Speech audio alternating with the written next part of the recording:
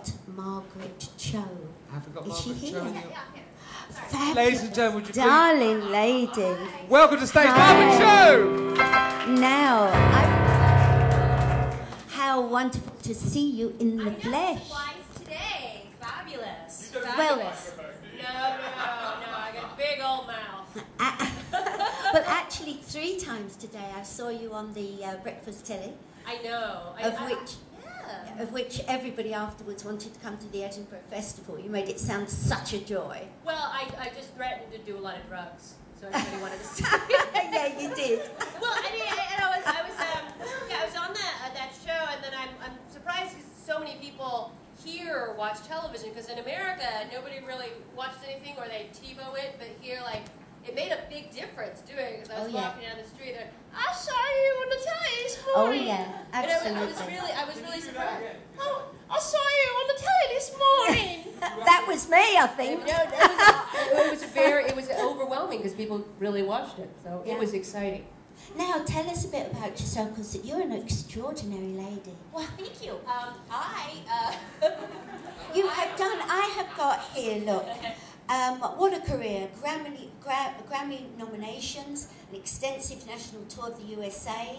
You had your own sitcom, An American Girl. A long time ago. I had my own sitcom in America in the 90s, 1994. It was called All American Girls, the first Asian American television show ever. Now, that was quite hard for you, wasn't it? Well, that sent you on a bit of a bad journey. It was a tough show to do because they built the show around me and they developed it for me. And then we were doing the show, and then while we were like filming it, they thought that I was too overweight to play the part of myself.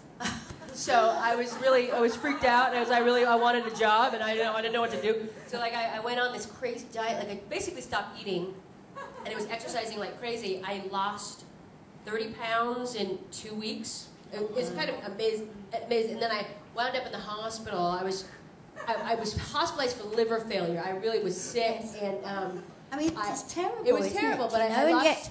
What happened should have been a wonderful experience. Well, then the show was canceled and replaced by Drew Carey's show, because he's so thin. So he's big, fat American stuff. Now, what I'd like to ask you is, how did you get over that and through it? I drank a lot, and I drank a tremendous amount. Did a lot of more drugs, and then I realized it wasn't really for me. That my drug really was food. It's always been. I have like a terrible eating disorder thing. And I've lost some weight, and that's why I was seeing you and your tiny little waist, and I'm so envious. Tiny. Oh, it's like bless you. have you seen her waist? It's like if you ate a bean, it would just. Oh no.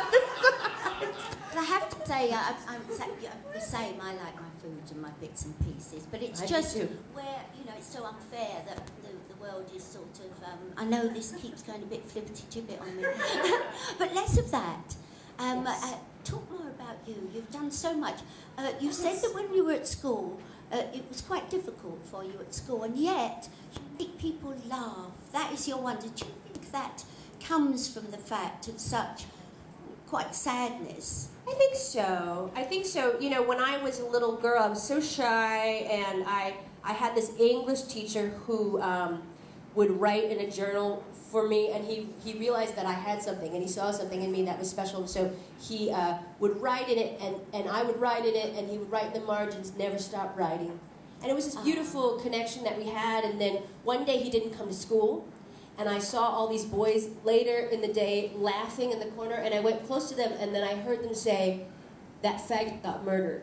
And I found out that my teacher had been brutally murdered. It was homophobic, violent act. I'm so sorry. I was so destroyed that I left school, and I started doing comedy. And it's really strange, but I think of him, and that's why I do a lot of work for gay rights, and I work as comedian, but I took his advice, and I never stopped writing, and to me that's something that I try to do to younger comics, is help them and make sure that they never stop writing. Now, you've been described, and clearly it's correct, as patron saint for outsiders. Oh, that's nice. Isn't that a lovely... It's beautiful. It is. It's really beautiful. You have been described as that, and I can see that clearly is the case. Thank you. It's often out of adversity comes something else. And don't you think often when you think something really bad is happening in your life, when you look back, that was a change in Yes. Well, I think what is really the crap in life really fertilizes the ground.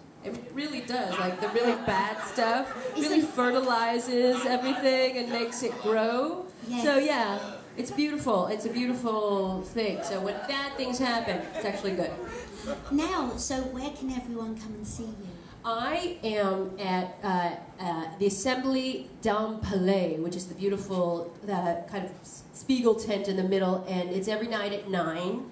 And I don't physically have tickets, but I will give them. You don't. I think your face does everything. No, I won't. Before we go, I just want to give people a sort of idea of what's in the show because we're very lucky to have you over here. Thank you. I'm very lucky to be here. And what's the sort of theme that you're tackling in the show? Well, I talk a lot about my heritage. I'm Korean American, and I started comedy very early. Like as a child, I told my mother I was going to be a comedian when I was 13, and she said, "Oh, maybe it's better if you just die." And so. That's kind of where I start, and then it's my life story and everything, and it's a good show. I think you just sold it on that one line, frankly. I hope so. Right, okay, Margaret Cho is at Thank the Assembly, you. George Street at 9 o'clock. You don't have physical tickets, but we can arrange them. I will make them happen for. And in this case, hands up, please, if you are available. Is it tonight? Tonight, and So if you're available, if you'd like to join me up at the front of the stage, okay. Margaret, maybe we Okay, can how about you guys? You're right there. So choose. yeah, you guys. So we've got 2 tickets. Yes. Is that one? Yes. One and 2. Right here, sorry. One and 2. If you'd like to give perfect. your names to Max, you can have a ticket each. Yes. If you're bringing somebody else, well, it's half price for 2. Yeah, ladies and gentlemen, thank you. for now, we're very lucky to have her on the show. Thank you. Margaret Cho!